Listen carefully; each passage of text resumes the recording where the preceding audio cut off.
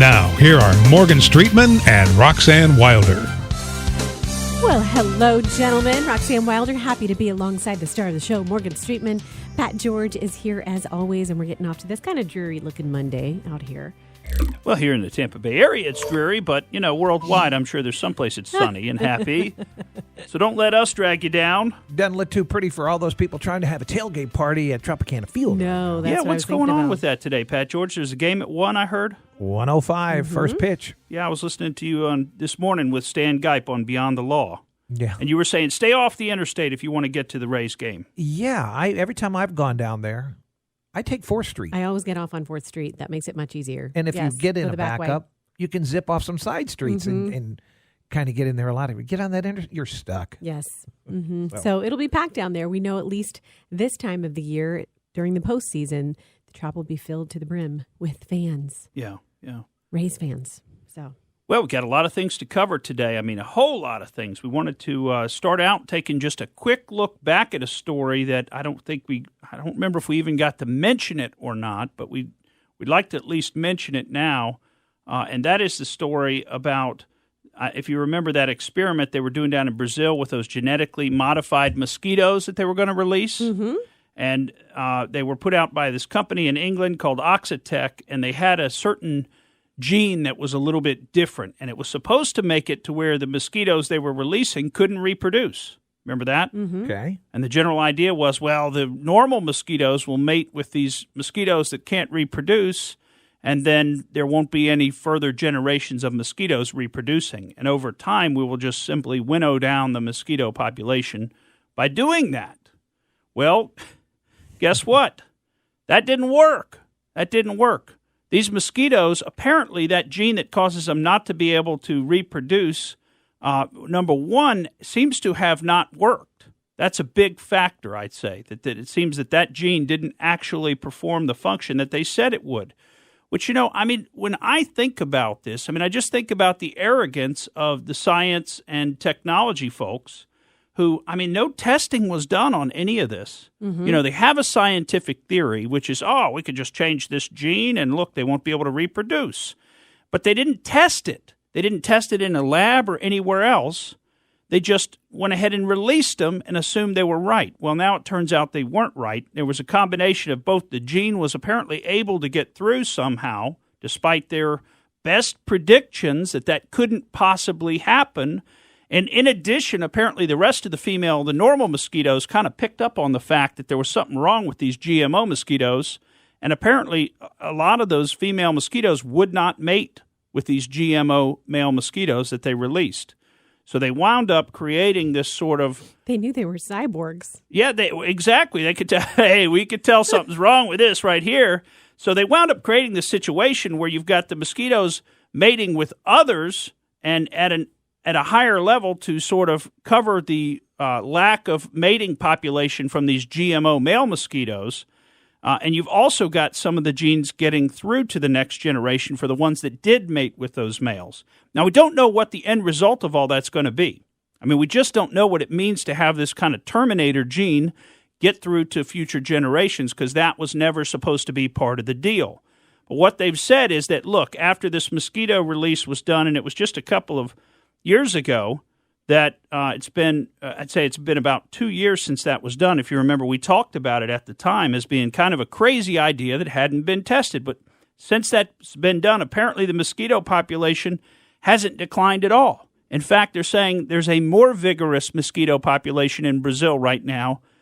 And, of course, you can't say it's a direct result of this release, but there simply is a more vigorous, larger population. So the release of these GMO mosquitoes didn't work at all. The little experiment they tried didn't work. Bigger picture, what is this categorized as when you look at environmental causes? Because we talk so much about global warming and doing things to negatively affect our environment. Here's a clear example of a negative effect on our environment, our ecosystems. And so who would be, these are scientists who are doing it because it's scientists and they're experts and it's trial and error. Are they exempt from getting that knock against them as, hey, you just did something to harm the environment? Well, that's a great question. And I don't know how this would all work out under international law and other things, whether they could actually have any sort of liability for what they did here. I mean, I think they did it under the auspices of a government program, so they would be able to say, well, we were just working for the government. Of course, the government has what's called sovereign immunity, that generally you can't sue the government. I don't know exactly how this would fall into that category or not, because I know sometimes you can sue the government for negligence in different situations. I bet you that this would never fly because you've got the international aspect of it. You've got a British company operating in Brazil. So first you got to have somebody in Brazil sue, and then, of course, you've got to have real damages, which is part of the problem. We don't know what's going to come from this at this point. We don't know if there are going to be any long-term real damages. We don't know if they've created some kind of hybrid mosquito, although those theories are out there if you read the stories, that this could have created some kind of hybrid, like you said, cyborg mosquito that's now going to manifest in future generations in some way as, millions upon millions, probably billions of mosquitoes reproduce, and we play out the gene pool to see exactly where some of, the different modifications could go with this gene pool. So, the truth is at this point, we don't know what the damages are exactly. And I'm glad you brought up climate change or global warming, because we do want to talk extensively about that today. And, we promised the listeners we'd have some of the statements that have been made in the past about where we were going climatologically in our world. And we've got those here for you today that we want to get to. So my message to folks who are listening would simply be, and I'm sure you could see this message, scientists don't know as much as they say they know. They always say they know exactly what's going to happen in the future, right? That's not science. Predicting the future and saying this is exactly what's going to happen isn't science. Science is taking a theory like that, a theory, I think this is what's going to happen, a hypothesis is a better word for it, a hypothesis like that, and then testing it, using a controlled study. You test your hypothesis, and then if it passes enough tests, then you have a theory, right? And we know studies have to have a lot of components that are accurate through. Right. Have to have the right sample size, the right group that you're looking at. There's a lot that goes into designing these things to make sure they're scientifically valid. And even once you've got a theory, I mean, that's got to be tested and retested and proven to be right over and over again. And then you get to what's called a law. But even laws are subject to reconsideration later. We're talking about things like the law of gravity, right? So even though that's a law, to date, we still don't really know how gravity works. We can describe the effects of gravity, but we don't understand its function, its mechanism. So even though we're talking about a quote-unquote a law that's, what you might say almost set in stone, we still don't really know how it works scientifically. So for all of our great scientific knowledge, one of the things I think that we forget is the demonstrated history of being wrong over and over and over again. And maybe we ought not be so sure we're right today, because we can look back even just to our recent past and we can see all these statements that we've made that we've said, oh, this is science. And it's turned out to be wrong. And the arrogance of people who don't see that, to me, is just really shocking. Mm-hmm. Well, there's probably going to be a lot of big fat bats and dragonflies now in South America. That's right. Let's hope so. Well, and what happens to, do they somehow get these Terminator genes into their bodies just through ingesting the mosquitoes? I mean, I don't know. That is possible. That is possible. So it's highly unlikely, I think, because generally the mechanism of getting these genes into your bodies doesn't go through the digestive system. But here we are again making assumptions that we know exactly how this stuff all works. And I think the truth is we really don't know. And so we ought to be a little more careful. And by the way, folks, if you want to get on the horn with us today, the number to call is 888-404-1010. And we're certainly going to do a lot more talking about global warming, climate change, global cooling, and all of that stuff. But Roxanne, I know you had a local interest story for us. Quick local interest, just to mention something along the lines of what we're talking about when it comes to our ecosystems. A 98-pound Burmese python was caught and taken out of Big Cypress National Preserve. So that's a good thing, because this is a female snake, measured 18 feet 4 inches, second largest wild python ever captured. And, this female by itself could add 30 to 60 hatchlings to the population every time they breed. So you got to get those pythons out of the Everglades, out of our state. So good job by all these people who are so active. A team so far has captured 900 pythons. Wow. It's a big milestone. Well, I understand if you go down there in the Everglades nowadays, they're just everywhere, and they've eaten up most of the rest of the species. They've killed a lot of the birds, the frogs, the snakes, the small snakes, the smaller reptiles. Pretty much they've decimated everything, so it's just these unnatural Burmese pythons that have been released into the ecosystem. And they want to compete with other mammals' food as well. So, we've created our own ecological disaster there, and here we are. We're going to try to fix all the others here. We'll be right back on the Morgan Streetman Show.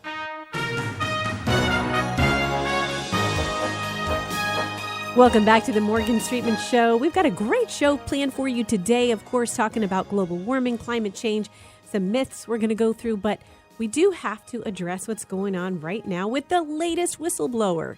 And a second whistleblower, now this one reporting that they've heard firsthand information has come out. Oh, my goodness. I mean, folks, we've already got the transcript. We don't need anybody else to give us their take on the call, what they think they remember hearing, what they heard from a friend that friend thinks they remember hearing. We don't need all that. We've got the transcript. I mean, this stuff is just – and Pat, George, you had some comments before the show that I just thought were hilarious. I mean, and basically it comes down to the first whistleblower wasn't good enough. Exactly. And so now they're bringing in a second whistleblower. Right. And that's firsthand this time. That's right. Now we have somebody who's firsthand. No, we have the transcript. And by the way, anybody who says, well, because I think this is where they'll go with it. They'll say, well, the transcript was doctored, right? The transcript was doctored. I mean, these are the same people who are jumping all over. If you watched the Sunday shows yesterday, you could see Chuck Todd talking all over a U.S. senator, not even giving him a chance to talk at some points, which I think was pretty much of an embarrassment. But that's what Chuck Todd is, But they're all talking about, you don't trust the FBI and CIA? You don't trust them? Well, if you think the transcript was doctored, then you don't trust those folks either, right? So they're talking out of both sides of their mouth. But that's a good point. Yeah, this is exactly what we predicted was going to happen because John Brennan gave a call for this. I don't know, it's been about 2 weeks ago, and he says, all you whistleblowers come forward. Now's the time, whistleblowers. Everybody come forward. They're trying to do death by 1,000 cuts by whistleblower. Mm-hmm. And frankly, they're trying to do whistleblower gossip because, remember, they just changed the form. I mean, I don't know how long this form has been around, but I'm sure it's been a long time. And then in August 12th, right before the first whistleblower came out, they changed the form to allow the whistleblower to report secondhand information.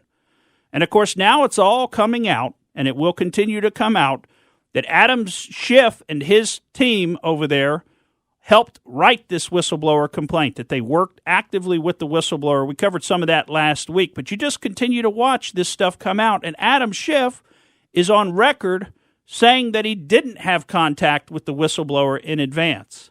So he's clearly not been truthful about things. Now, why in the world wouldn't he be truthful? I thought if you listen to him and Nancy Pelosi and all the other self-serving Democrats, they really hate this. They're very prayerful about this. They're saddened by this situation, but they just can't help but to follow the truth where it leads them, right? That's what they've been saying over and over and over again. That's their talking point. But now here we got a guy who repeatedly hasn't been truthful. And not just in this situation. If you go back to the Russia situation, remember, he said he had seen evidence of collusion between the Trump campaign and the Russians. He said he had seen it. Well, where was that in the Mueller report? Because it wasn't anywhere in the Mueller report. Does Adam Schiff have some special knowledge beyond what the 2-year-long, $30 million Mueller investigation did? No. I mean, just use your common sense, folks. Of course he doesn't. Of course he doesn't. He's just making this up as he goes along, and he's lying to support his point. Do you think that we can drag this out maybe 13 months just so that people don't hear it anymore? Because they just keep talking about it. It becomes, in the background, they don't hear it because as soon as this is ended, there'll be something brand new. Exactly. Well, I think they will try to drag it out. I think they will continue to, try to take this president down. The same way they've been doing for 3 years. They might as well finish out his first term, and probably when he gets reelected, because that's what's going to happen here. And, I mean, things could change, believe me. But if the election were held today, I think he gets reelected in a landslide because people are a little bit fed up with the way the media is playing this game. I mean, the media and the Democrat politicians think the American people are stupid enough to believe this stuff. I mean, aren't you a little bit offended and insulted by that, folks? I mean, I know I am. I can't believe they think we can't remember what happened just a year or two ago. I think it's important, too, when you say the media not giving the full picture. You talk about that attorney, Mark Zaid, and he is the same one who created or co-founded Whistleblower Aid. He did that at the beginning of Trump's presidency. It blasted out advertisements around D.C. looking for whistleblowers. Yeah. So you should lead your story. By the way, that should be his little byline with every story that you talk about this. And I feel like that organization is also funded by George Soros' Open Society Project and others. I'm pretty sure that's the case. I don't have that piece of data right with me, but I'm pretty sure that's the case. So this has been a setup from the get-go. Well, unfortunately, we can't Google George Soros and Whistleblower Aid because Google would not steer us to the right information. And I will tell you, you just hit on something that I ran into trying to prep for today's show with some of this climatological research that I've been doing back to find all of the alarming statements back to the 60s and 70s that were made. And you know what? Google will not let you get to them. I had to use an alternative search engine just to find this stuff. I had to go to DuckDuckGo. And DuckDuckGo is not slanted one way or the other. That's the one that I've been using lately, DuckDuckGo.com. But if you just search on Google, which I started out doing, you will never get to anything that would allow you to be even remotely critical of this environmental disaster talk that we've got just going wild. But I was able to find quite a bit. So I want to jump into some of that because I think it's instructive. We've got this young lady, Greta Thunberg, who's sort of yelling and screaming at us at the UN a few weeks ago about how we've stolen her childhood, and the adults in the room are terrible. We need to turn things over to the children and the teenagers to run everything. I mean, you talk about children of the corn, right? And, look, I'm sure she's a very disturbed young lady. She's upset about this. The problem is she might not know what she's talking about. Even at the tender age of 16, she might not have everything all figured out. She might not have a historical context for her comments, which we could give her today. And why might she not have that? Because her parents haven't given it to her, because she hasn't gone out there and been able to search for it on the internet, which is now totally controlled, essentially, and makes it difficult for you to find this stuff. But I want to take you back now to 1967. The LA Times ran an article in 1967, and the title of the article was Already Too Late, Dire Famine Forecast by 1975. This article featured a Stanford biologist. Now, come on, Stanford, right? This guy couldn't be wrong. He's a scientist. He knows exactly what he's talking about, right? A Stanford biologist named Paul Ehrlich stated that the time for famines is upon us and will be at its worst in 1975. He says the population of the U.S. is already too big. Now, remember, in 1967, it wasn't quite 200 million people. And he says we need to move to involuntary birth control and forced sterilization. That's what he says. That's the solution, right? And we still hear that today, the idea of population control. We've got to have some type of population control. He says the world food supply will need to be tripled to support the 6 to 7 billion people that will be on the planet in the year 2000. And this is a direct quote that he stated in the article. That may be possible theoretically, but it is clear that it is totally impossible in practice. So the scientists said it's totally impossible for the world to support a population of 6 to 7 billion in practice by the year 2000. But guess what? We're there. We passed it. Everything's still going, right? You have food to eat. We have food to eat here. In fact, all over the world, people have more food to eat. More people have been brought out of poverty in the last 50 years through capitalism that, we're really almost at the point of we could destroy poverty in our lifetimes if we just continue down the capitalist path. Now, if we stop and we switch to the communist, Marxist, Leninist, Green New Deal path, then I think we should expect some of these dire predictions of famines to come true, because we can't have animals, because we can't have them passing methane gas into the atmosphere. So we've got to get rid of all cows. We've got to get rid of all gasoline engines that help us to do things like plant and harvest crops. Get those out of here. We want everything done by hand. All right, you want to talk about a famine? That's what's going to bring a famine. But let's jump back. Let's stay in our time frame right now, okay? Because let's jump to the New York Times in 1969. And the title of this article is Everyone Will Disappear in a Cloud of Blue Steam by 1989. I mean, don't you love that? It's very visual. A cloud of blue steam. The article says drastic action is needed to head off catastrophe fueled by runaway population growth, limited world food supply, and contamination of the planet by man. This one's also based on stuff that was said by that scientist, that Stanford biologist, Paul Ehrlich. And he says, quote, we must realize that unless we are extremely lucky, everybody will disappear in a cloud of blue steam in 20 years. Also, he says, quote, the trouble with almost all environmental problems is that by the time we have enough evidence to convince people, you're dead, close quote. Sound familiar? I mean, isn't this the same kind of nonsense they're telling us today? I mean, they're threatening us with the same things. You don't understand. Scientists have looked at this. Scientists have said, if you don't do this, bad things are going to happen. And scientists are smarter than you, and they know. And so if you don't stop eating hamburgers and you don't stop driving your cars, you're killing us all. You're stealing our childhoods. You're destroying us. No, these predictions, and what you're going to see in the next segment, we get into more of these predictions have been going on for more than 50 years, and they haven't been right yet. They haven't been right yet, okay? And what we're going to show you in the next segment is back 50 years ago, they were saying we're going to be entering an ice age, not global warming, an ice age. Welcome back to the Morgan Streetman Show. Roxanne Wilder with you, and Pat George is here as well. And we are running through some of the pandemonium that we've seen historically as it relates to global warming and hearing from some experts in the past and whether or not their predictions have come true. Would you all know the year we had the very first Earth Day? Do you remember that year? Mm-hmm. What year was it? Do you remember? In the 80s? 1970. Mm-hmm. Oh, 1970 was the the first Earth Day, right? Well, I remember them in the 80s. It was a big deal back then. Yeah.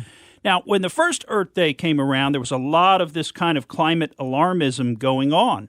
And that's part of the reason that they had the first Earth Day. Now, the thing is, what you'll notice is a lot of the initial alarmism was that we were going into some kind of a period of cooling and famine from cooling, right? So this has switched around a few times, folks. You got to recognize that. You know, in the late 60s and early 70s, they're talking about cooling. Now, let's see, January 1970, Life magazine. Remember Life magazine, that big old thing with color pictures? That was a great magazine. But anyway, they reported, and who wouldn't trust Life magazine? But they reported, quote, scientists have solid experimental and theoretical evidence to support the following predictions. In a decade, urban dwellers will have to wear gas masks to survive air pollution. By 1985, air pollution will have reduced the amount of sunlight reaching the Earth by 1/2. 1/2! How about the Boston Globe, April 16th, 1970? The headline is Scientist Predicts a New Ice Age by 21st Century. Now, this is James P. Lodge, Jr., who's a scientist at the National Center for Atmospheric Research in Boulder, Colorado. And he says air pollution may obliterate the sun and cause a new ice age in the first third of next century, which I guess means we've got about 10 years to go until our new ice age will be here, right? Another segment of that article says the demands for cooling water will, quote, now this is cooling water for like electrical equipment and cooling towers and things like that. It will, quote, boil dry the entire flow of the rivers and streams of the continental United States. Now, what's the solution, the article tells us? Population control. So there we go again with population control. Now, how about the very first Earth Day? There were all kinds of quotes at that time, all kinds of things said. Again, that's in 1970. How about Harvard biologist George Wald? He estimated that civilization will end within 15 or 30 years unless immediate action is taken against the problems facing mankind. And we have plenty more quotes from that Paul Ehrlich, who was apparently just a major doomsday naysayer type in the 1960s and 70s, talking about how the world was going to end. And he wrote some books on it and other stuff like that. But then we had another professor from North Texas State University, Peter Gunter, he wrote in 1970, quote, demographers agree almost unanimously on the following grim timetable. By 1975, widespread famines will begin in India. These will spread by 1990 to include all of India, Pakistan, China, and the Near East, Africa. By the year 2000, or conceivably sooner, South and Central America will exist under famine conditions. By the year 2000, just 30 years from now, the entire world, with the exception of Western Europe, North America, and Australia, will be in famine.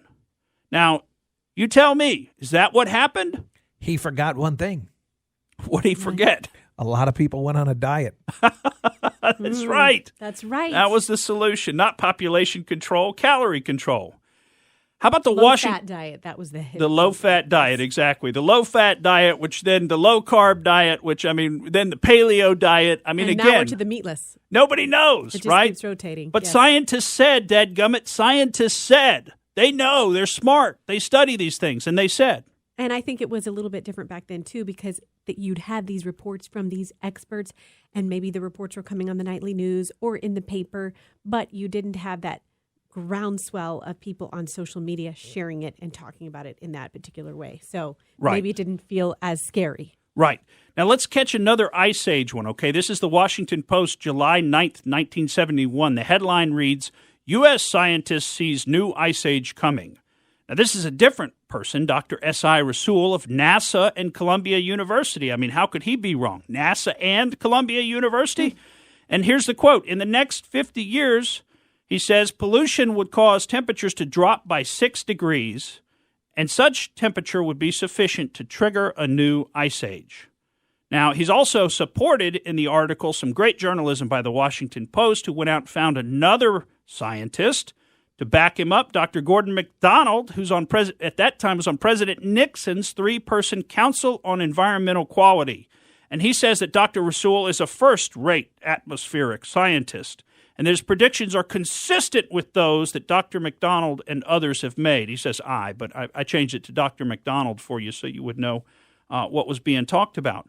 Also, during the early 70s, December 3rd, 1972, there was a letter sent to the president on Brown University letterhead, and it says that a group of 42, dadgummit, these people are all right, 42 top American and European scientists recently held a conference on past and future changes of climate. And what they told the president was, quote, the main conclusion of the meeting was that a global deterioration of climate by an order of magnitude larger than any hitherto experienced by civilized mankind is a very real possibility and indeed may be due very soon.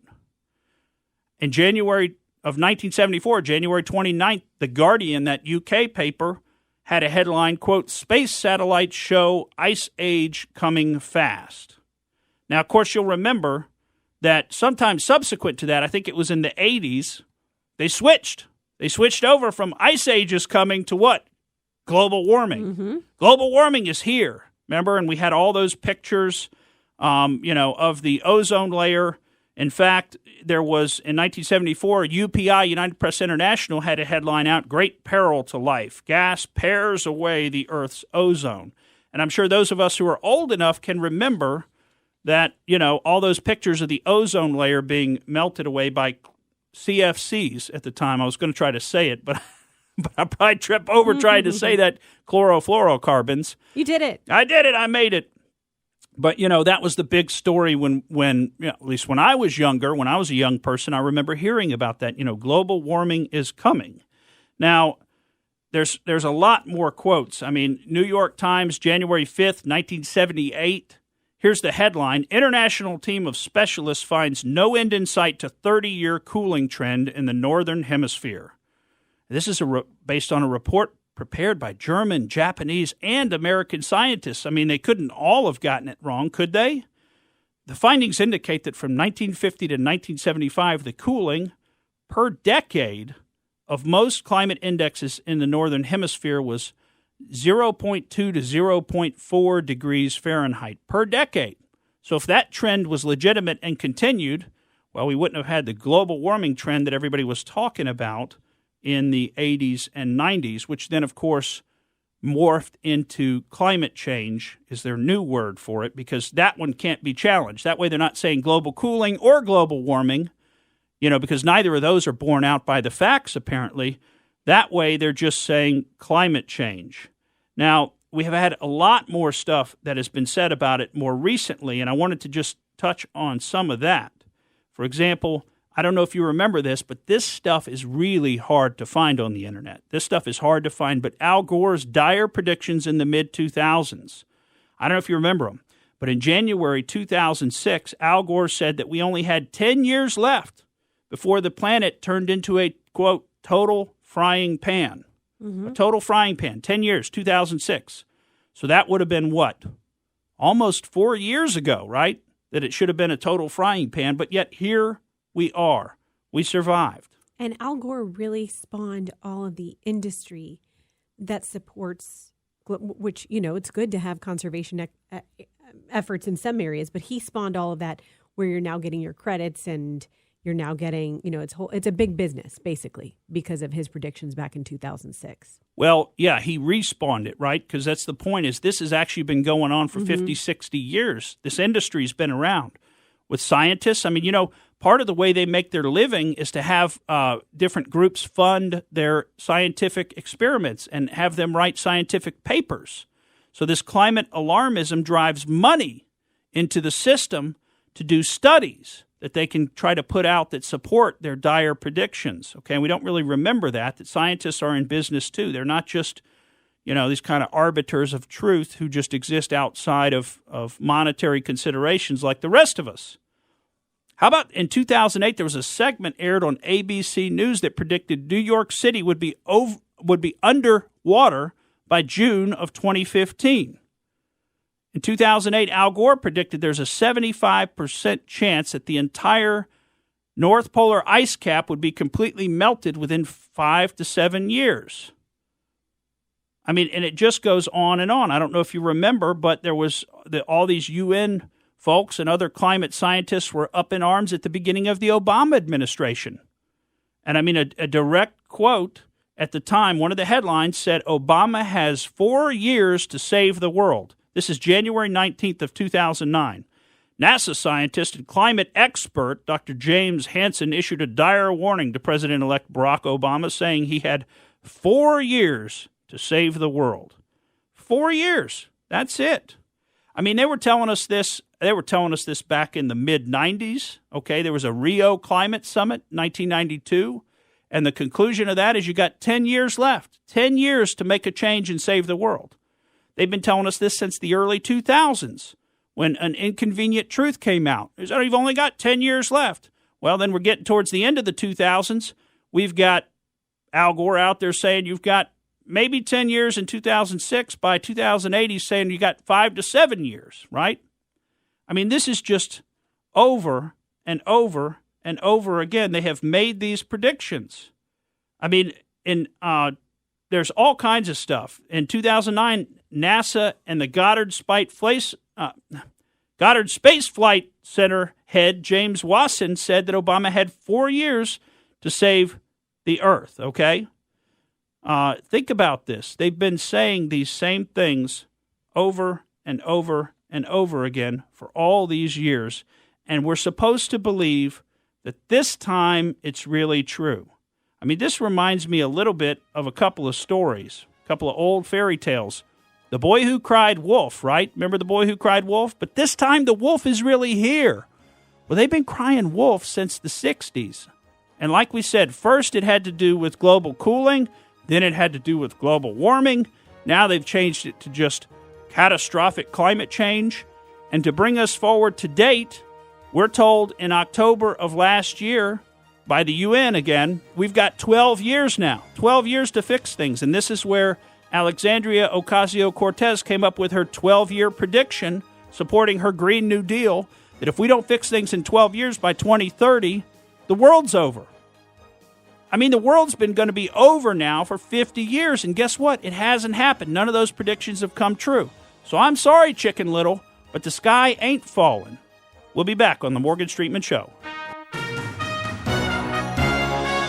Welcome back to the Morgan Streetman Show. Getting ready to go out there with Morgan Streetman, but we do want to address something related to climate change that happened recently at an AOC town hall meeting. Well, you've got this idea we got to have population control, right? And that's one of the overarching things for how to fix climate change. Well, listen to what one person got up and talked about at the AOC meeting.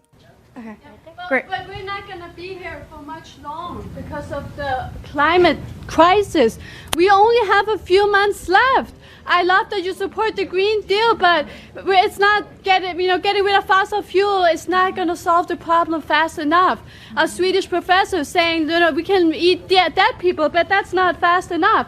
So I think your next campaign slogan has to be this: we got to start eating babies.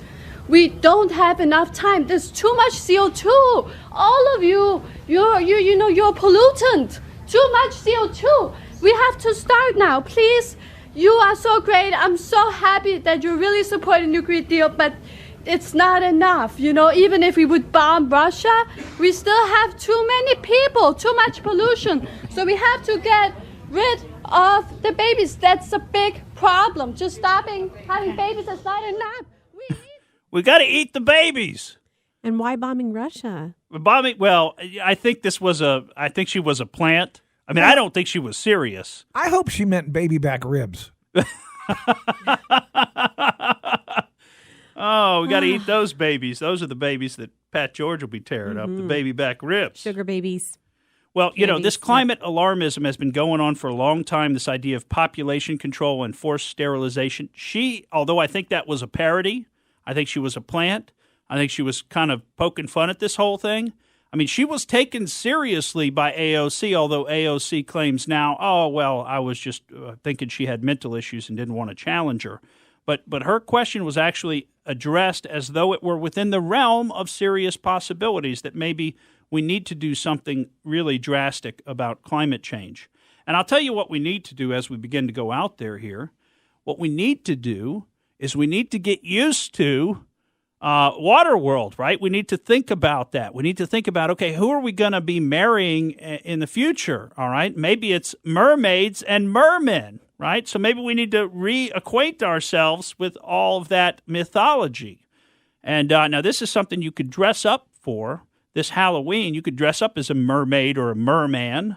And you know what? If you get a good enough costume, that costume might be useful to you in the next 12 years as the whole world goes underwater, right? According to the predictions, right?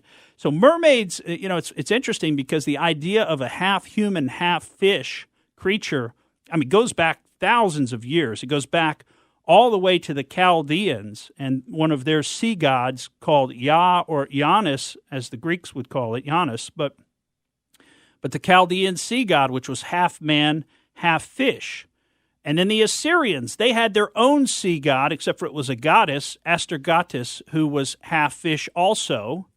We've got the Dagon fish god, which is particularly interesting because the old priests of the Dagon fish god, and this was a Philistine religion, wore a mitre that if you ever go back and look at the way the mitre's a hat, right? And it looks like a fish's mouth.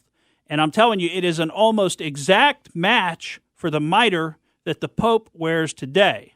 Now, I'm not saying for certain that that's where the mitre came from, but the Dagon fish god priest's hat is the same hat that the Pope wears today. So I find that very interesting. We had Chinese sailors who believed in mermaids. In fact, they believed mermaids were fairly good. They believed they could grant immortality to you if you were lucky. The Japanese also believed in kind of a half fish, half human creature, although theirs was a little bit more fish than human, and they called it a kappa. Now, what's interesting is there's actually a temple in Japan, in Fukuoka, Japan, that has had bones of one of these mermaids displayed since the year 1222. They've had these bones that they say washed up on the seashore, and they've had those displayed, almost 1,000 years now. Not quite, but almost 1,000 years. I guess 800 years would be more accurate, but that's a long time. So these stories have been around for a long time. If you remember the Greeks, if you read Greek mythology growing up, which I know a lot of us did, the Greeks actually feared the mermaids and kind of considered them to be sirens, which are those creatures that are half animal, half human, because some of the sirens were like harpies that were based on birds, not fish. But, of course, the mermaids are half fish, half human woman in Greek mythology. And these creatures, these half animal, half human creatures, would sing songs that would try to draw the Greek sailors to their death. Of course, we had the stories of a couple of named mer creatures, which would be Aphrodite. Now, she wasn't described as being half fish, but if you remember her origin story, she came out of the sea. She was the goddess of love and supposedly the most beautiful goddess. And then we also had Triton, who was the son of Poseidon, who was half fish and was kind of the messenger of the oceans. Now, these also came up, mermaids did, in the 1001 Arabian Nights, if you remember, that old group of fairy tales, we'll call it. And they were described very distinctly as having moon faces and kind of green hair and half fish bodies, so the description of these creatures has been remarkably consistent throughout time. The British had legends of mermaids, and they feared that they would steal the children. Children would tend to go into the water to try to meet the mermaids, and the mermaids would essentially capture them and take them underwater to live with them underwater forever.